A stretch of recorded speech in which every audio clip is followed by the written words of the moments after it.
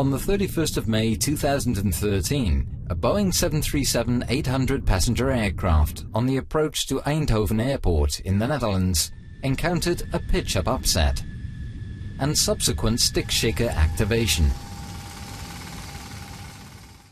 This potential dangerous situation occurred while the aircraft was flying on the autopilot and trying to capture the ILS glide slope to runway 21.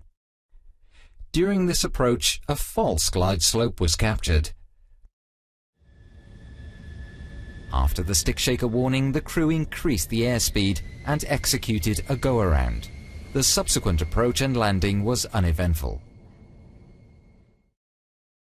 The Dutch Safety Board found that this incident was not unique.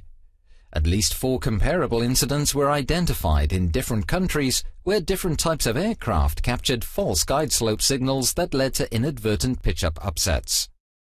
Based on these findings, an industry-wide safety alert was published by the Dutch Safety Board.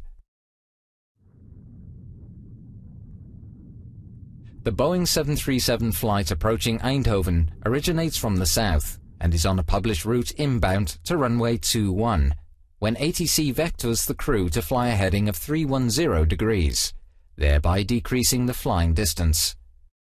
At this stage, the crew is aware of the need to reduce the airspeed and to increase the rate of descent.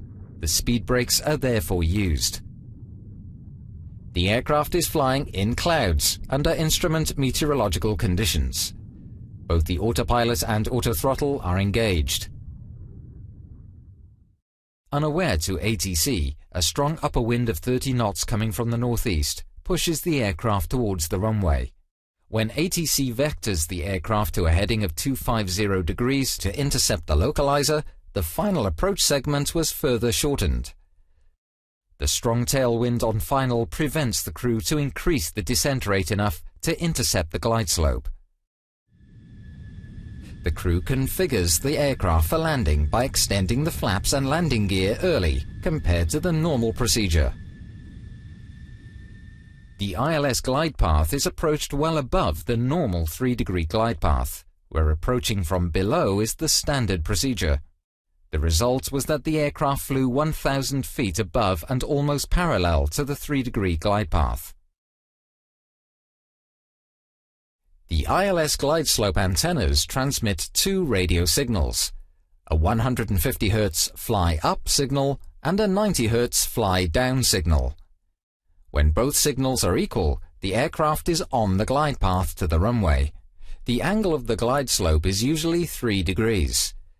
The investigation at Eindhoven Airport revealed that the ILS antenna has a reversed false glide path signal at 9 degrees. This signal reversal leads to a potentially dangerous situation where the aircraft, trying to capture the 3-degree glide path from above, receives a long steady fly-down indication that suddenly changes to fast increasing fly-up, which is followed by the automatic systems when captured. As a result, the autopilot will raise the nose, leading to a loss of airspeed, which can lead to approach to stall condition. This phenomenon was unknown to the aviation community and incorrectly described in aircraft manuals. This unexpected autopilot behavior is dangerous, in particular during the landing phase. It leaves the crew limited response time to disconnect the autopilot and recover the aircraft. During the course of the investigation by the Dutch Safety Board, test flights were performed to measure the glide slope field. In these test flights, the circumstances leading to the incident could be reproduced. Furthermore, the measurements on 3 different ILS antennas showed that with this type, a reversal was always present on the 9-degree glide path and sometimes present on the 6-degree glide path. The ILS signal is regularly inspected and certified for operational use, which is in accordance with ICAO regulations.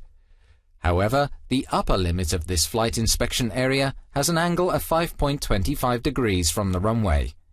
This means that ILS signals above the angle of 5.25 degrees, which includes false glide slopes and glide slope reversal signals, are outside the required inspection area. The Dutch Safety Board recommends that aircraft are prevented to fly in the area of the ILS with reverse signals. In the unlikely event that aircraft fly in this area, operational or technical measures have to be taken to avoid pitch-up upsets.